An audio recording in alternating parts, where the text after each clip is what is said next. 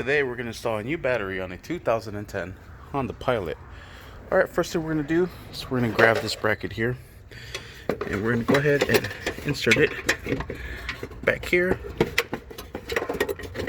right where that hole is at, and we'll swing this over just like that. Now let's go ahead and pick up our battery, put it there, put our battery cover on. Let's go ahead and put in our positive terminal, then our negative terminal.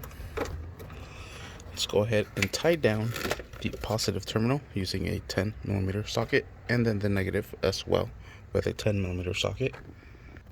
Alright, and not too tight, just enough. And same thing here. Perfect. Alright, now let's go ahead and put our battery clamp right over, and on this side it's another place where we're gonna hook it into. There it is.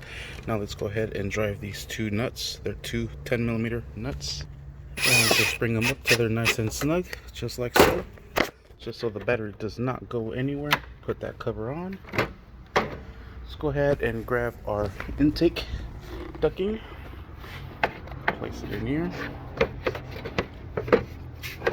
just like so. This sits right here.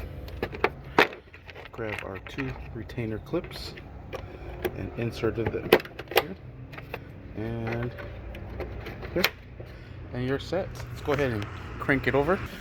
Alright, everything's alive. Sweet. The only thing we would have to do is call Honda, give them our VIN number.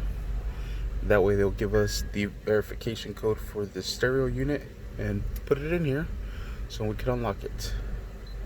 See? Thank you for watching. Please like and subscribe.